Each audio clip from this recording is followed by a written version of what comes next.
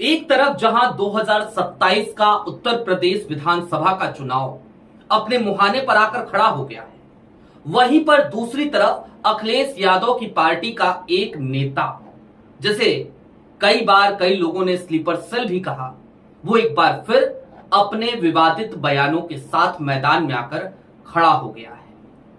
हालांकि समाजवादी पार्टी की तरफ से ऐसे नेताओं को अखिलेश यादव ने कड़ा संदेश जरूर भेजा है, लेकिन इन सब के दरमियान सबसे बड़ा सवाल तो यही है कि राहुल गांधी के ऊपर समाजवादी पार्टी के ये लोग हमलावर क्यों हो रहे हैं।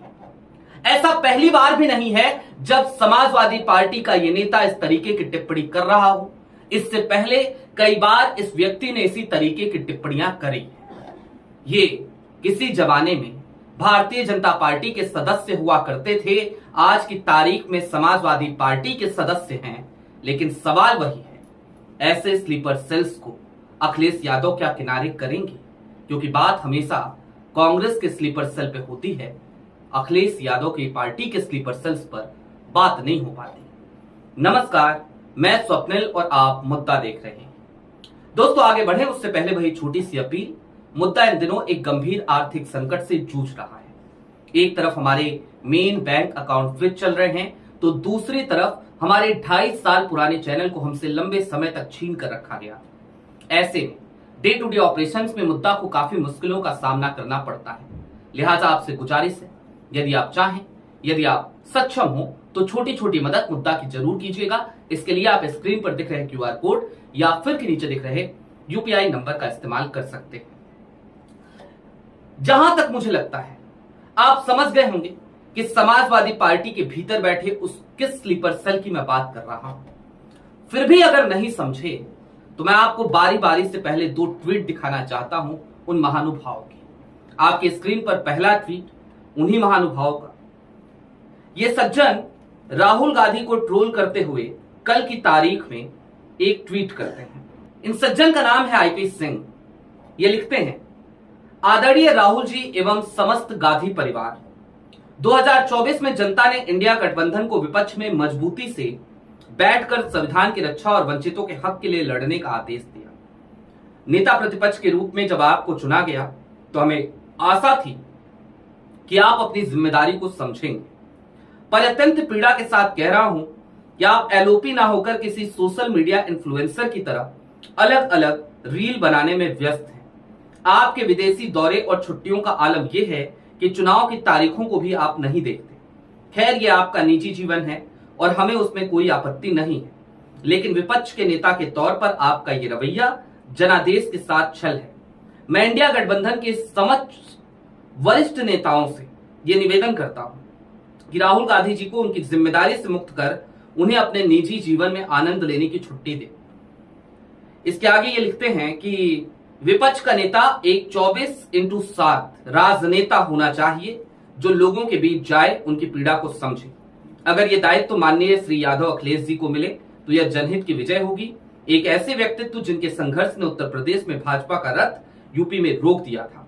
ये मेरी निजी राय है, इसे पार्टी से जोड़कर ना देखा जाए, विपक्ष को एक जिंदा आवाज मिले, यही मेरी विनती है। विनती कर रहे थे, लेकिन अब जरा देखिए फैक्ट्स जो है वो कैसे ये लोग नजरअंदाज करते हैं। और सिर्फ ऐसा नहीं है कि IP सिंह इतने बेवकूफ इंसान हैं, ऐसा नहीं है कि IP सिंह का अपना IQ लेवल नहीं है। उनको पता है कि नेता प्रतिपक्ष बनने के लिए भाई 10% सीटें चाहिए, और वो सीटें कांग्रेस के पास ही हैं, किसी और दल के पास तो है नहीं। तो ऐसे में कौन बन सकता है नेता प्रतिपक्ष? जाहिर सी बात है, राहुल गांधी या कांग्रेस का कोई और नेता। लेकिन ये अखिलेश यादव को बनाने की बात कर रहे हैं। तो क्या कुल मिलाकर ये कहना चाहते थे कि भाई एक काम कीजिए, अखिलेश यादव जी को कांग्रेस ज्वाइन करा दीजिए या समाजवादी पार्टी का विलय करा दीजिए कांग्रेस में, और फिर अखिलेश यादव को नेता प्रतिपक्ष बना दीजिए। मैं तो कांग्रेस की तरफ से ये कहना चाहता हूं, आज कांग्रेस के तमाम प्रवक्ताओं को ये कहना चाहता हूं कि भाई ऑफर दो IP सिंह को कि समाजवादी पार्टी का विलय करा दे कांग्रेस में। खैर, ये IP सिंह जैसे लोगों के बोलने से कुछ नहीं होगा। IP सिंह जैसे नेता अक्सर बोलते रहते हैं, इनका काम ही है बोलना, इनका काम ही है विवाद पैदा करना, इनका काम ही है विपक्ष की जो एकता हो ना, उस एकता को कैसे खंडित किया जाए। क्यों करते हैं, किसके इशारे पे करते हैं, यहां तक मुझे नहीं लगता कि मुझे आपको समझाने की थोड़ी सी भी जरूरत है। लेकिन हां, अब ये इस तरीके की हरकतें कोई पहली बार इन्होंने नहीं करी। समाजवादी पार्टी ने हालांकि इनको लेकर के एक निश्चित तौर पर एक बड़ा आदेश उसको कह लीजिए या जो भी कह लीजिए, वो समाजवादी पार्टी ने अपनी तरफ से दे दिया है। लेकिन आपके स्क्रीन पर एक खबर है। ये खबर आपको क्या बताती है? ये सज्जन पहले भी इस तरीके की विवादित टिप्पणी कर चुके हैं और फिर अखिलेश यादव के कहने पर उनको ये टिप्पणी हटानी पड़ी थी। ये सपा के प्रवक्ता भी थे, उस पद से भी इनको मुक्त कर दिया गया था। पहले भी ये काम कर चुके हैं, उसके बाद आज फिर उन्होंने यही काम किया। अब दोस्तों यहां पर थोड़ी देर के लिए और ठहरिए। समाजवादी पार्टी ने क्या कहा है आपकी स्क्रीन पर अब जरा वो ट्वीट है समाजवादी पार्टी की मीडिया सेल का ट्वीट, कल की तारीख का। सपा की तरफ से लिखा गया, सभी राजनीतिक दलों के नेता और प्रवक्ता सीट शेयरिंग पर बयानबाजी से बचें। 2027 का चुनाव महासंग्राम की तरह है। इस चुनाव में कांग्रेस और समाजवादी पार्टी की आपसी सीट शेयरिंग दोनों दलों के शीर्ष नेतृत्व और राष्ट्रीय अध्यक्ष मिलकर तय करेंगे। दोनों दलों के नेताओं से निवेदन है कि वो कोई भी बयानबाजी ना करें।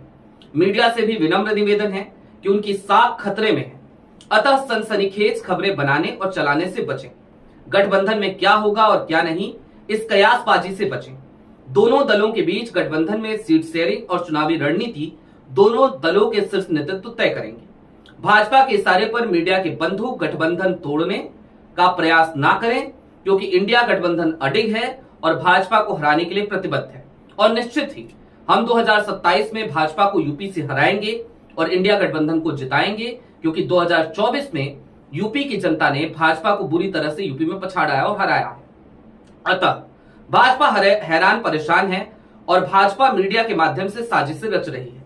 मीडिया भी ध्यान रखे कि जब भाजपाई मीडिया पर अत्याचार करते हैं तो यही विपक्ष यानी समाजवादी पार्टी ही मीडिया की मदद करती है, आवाज उठाती है। अतः लोकतंत्र की स्थापना और भाजपा की पिटाई से बचने के लिए मीडिया को भी रोटी उलटने पलटने में मदद करनी चाहिए और लोकतंत्र का बैलेंस बनाए रखना चाहिए। मैं समाजवादी पार्टी की इस टिप्पणी के साथ हूं। निश्चित तौर पर सबको होना चाहिए जो कोई भी लोकतंत्र में भरोसा रखता है। और समाजवादी पार्टी ऐसा नहीं है कि कांग्रेस की ही मजबूरी है उत्तर प्रदेश में, बिल्कुल नहीं है। बहुत लोगों को यह बड़ी गलतफहमी है और ऐसे लोगों की गलतफहमी का ही फायदा आईपी सिंह जैसे लोग उठाते हैं। लोगों को गलतफहमी क्या है कि कांग्रेस का कोई नाम लेवा उत्तर प्रदेश में नहीं है। लोगों को गलतफहमी क्या है कि कांग्रेस अपने बस पर उत्तर प्रदेश में कुछ भी नहीं कर पाएगी। ठीक बात है, चलिए मान लेते हैं नहीं कर पाएगी, लेकिन कम से कम उसका जो अपना कार्डर है, अपने कार्यकर्ता है, उनके अंदर एक ऊर्जा का संचार तो होगा अगर वो सही तरीके से चुनाव लड़ेगी। दोस्तों अभी मैंने आपको कल की तारीख में एक कंपैरिजन बताया था और बताया था कि देखिए जहां जहां पर भी कांग्रेस के प्रत्याशी चुनाव लड़े वहां पर बसपा को किस तरीके से मुंह की खानी पड़ी। 1 लाख से भी कम वोट इसी लोकसभा चुनाव 2024 में मिले और जहां जहां समाजवादी पार्टी के प्रत्याशी थे वहां वहां क्या हुआ, वहां पर बहुजन समाज पार्टी को 1 लाख से ज्यादा वोट मिले। ये एक नैरेटिव जो बनना चाहिए, जो समझना चाहिए, वो आप जरा समझिए। एक ही जो नैरेटिव बनाया जा रहा है ना कि कांग्रेस का कुछ नहीं है, अगर नहीं है तो 2024 के ये आंकड़े उस चीज को डिकोड करने में बहुत अहम योगदान रखते हैं। बार बार अखिलेश यादव एक बात कहते हैं, PDA PDA PDA. Akhilesh Yadav ने अभी हालिया दिनों में अपने तमाम नेताओं को यह भी कहा कि मायावती पर किसी भी तरीके की टिप्पणी करने से उनके तमाम नेता बचे, उनके तमाम प्रवक्ता बचे। ये सारी चीजें क्यों की जा रही हैं? ताकि जो दलित वोट है वो वोट समाजवादी पार्टी को मिल सके, इंडिया गठबंधन को मिल सके। और ये अखिलेश यादव भली भांति तौर पर समझते हैं कि 2024 के चुनाव में यदि कांग्रेस उनके साथ नहीं होती तो जो वोट ट्रांसफर दलित वर्ग का इंडिया गठबंधन के पक्ष में हुआ है उस तरीके का वोट ट्रांसफर नहीं होता, क्योंकि समाजवादी पार्टी के बरक्स कांग्रेस के साथ दलित ज्यादा संतुलित महसूस करते हैं, सुरक्षित महसूस करते हैं, जबकि समाजवादी पार्टी के साथ दलित वर्ग सुरक्षित महसूस नहीं करता। ये एक ऐसी कड़वी सच्चाई है जिसको अखिलेश यादव तो समझते हैं, लेकिन उनकी पार्टी के तमाम बड़बोले नेता नहीं समझते। अब चूंकि मैंने इतनी बातें करी हैं समाजवादी पार्टी के एक नेता को लेकर, तो ऐसा नहीं है कि मैं कांग्रेस के तमाम नेताओं को क्लीन चिट दे रहा हूं ना, बिल्कुल नहीं, वो नहीं होगा। समाजवादी पार्टी में अगर कोई स्लीपर सेल इक्का दुक्का है तो कांग्रेस में तो भरमार है। कांग्रेस में तो इतने स्लीपर सेल हैं कि पूछिए मत। लेकिन हां, समाजवादी पार्टी को भी यह समझना पड़ेगा और कांग्रेस को भी यह समझना पड़ेगा कि यदि भारतीय जनता पार्टी को उन्हें वाकई में उत्तर प्रदेश में हराना है तो उन्हें पहले तो अपने इन चिंटू पिंटू निंटू इन सबसे निजात पानी होगी। इन सबको जरा घर बैठाना पड़ेगा, इन सबको इसी तरीके से ताकीद करनी होगी या फिर इन पर एक्शन लेना पड़ेगा। और दूसरी तरफ मजबूती के साथ संतुलन बनाते हुए चुनावी मैदान में उतरना पड़ेगा। अगर आरजेडी जैसी जिद, मैं फिर दोहरा रहा हूं, आरजेडी जैसी जिद लेकर के यदि अखिलेश बैठ गए और यदि कांग्रेस में जिस तरीके से हुआ उसी तरीके से राहुल ने इग्नोर किया तो 2027 का चुनाव कांग्रेस तो चुनाव दर चुनाव हार ही रही है, तो वो तो हार ही जाएगी। लेकिन ये नुकसान फिर अखिलेश यादव का होगा जैसे तेजस्वी का हुआ। ये नुकसान कांग्रेस का नहीं होगा। कांग्रेस की फिलवक्त भी 3 राज्यों में सरकारें हैं, ये बात याद रखनी चाहिए। 2 राज्यों में बच जाए, 1 राज्य में बच जाए, तब भी तो है ना उसके पास सरकार। तेजस्वी के पास एक मौका था, वो मौका खो दिया उन्होंने। और अब अखिलेश यादव के पास 2027 एक गोल्डन अपॉर्चुनिटी है। लेकिन इस गोल्डन अपॉर्चुनिटी को निश्चित तौर पर अगर कैश कराना है, भजाना है, तो उसके लिए कांग्रेस के साथ की जरूरत समाजवादी पार्टी को जरूर पड़ेगी। और फिर अखिलेश यादव को यह देखना पड़ेगा कि उनके घर में ऐसे कौन से विभीषण हैं जो बार बार कांग्रेस और सपा की दोस्ती में दरार डालने की कोशिश कर रहे हैं, जड़ में मट्ठा डाल रहे हैं। हालांकि अखिलेश की और राहुल की अपनी ट्यूनिंग है। हमें याद आता है बीते दिनों जब लोकसभा के अंदर सीट चेंज की गई और केसी वेणुगोपाल के दिशा निर्देशन में सब कुछ हुआ, तो उस समय अखिलेश नाराज जरूर हुए थे, लेकिन फिर राहुल और अखिलेश एक साथ दिखे, दोनों ने एक दूसरे का हाथ थामा। खड़गे का जन्मदिवस भी हमें याद है और हमें याद है कि दोनों ने उस टूटते रिश्ते को कैसे संभाला था। तो उन दोनों की अपने अंडरस्टैंडिंग है, लेकिन उन दोनों की पार्टी के ऐसे ऐसे नेता जो लगातार इस गठबंधन को कमजोर करने के लिए इस तरीके के काम कर रहे हैं, उनसे निजात पाना भी इन्हीं दोनों नेताओं की जिम्मेदारी है। राहुल गांधी की तो बड़ी मजबूरियां हैं, उनके आसपास तो बहुत सारे ऐसे लोग हैं, लेकिन अखिलेश यादव के पास कम से कम बहुत छोटी संख्या है ऐसे स्लीपर सेल्स की। अखिलेश उनसे जल्दी निजात पा सकते हैं, ये भी एक सच्चाई है। और सच तो ये भी है कि भाई मध्य प्रदेश चुनाव में अखिलेश के साथ गलत हुआ था, वो याद रखा जाना चाहिए। कौन अखिलेश? अखिलेश कमलनाथ का बयान था। हालांकि अखिलेश मैच्योर है, समझ रहे हैं। बाकी आपकी क्या राय है हमें कमेंट बॉक्स में जरूर बताइएगा। अभी के लिए दीजिए इजाजत। चलते चलते फिर वही अपील, चैनल पे नए हो तो सब्सक्राइब करते हुए जाइएगा, सक्षम हो तो छोटी छोटी मदद मुद्दा की जरूर कीजिएगा। बहुत शुक्रिया।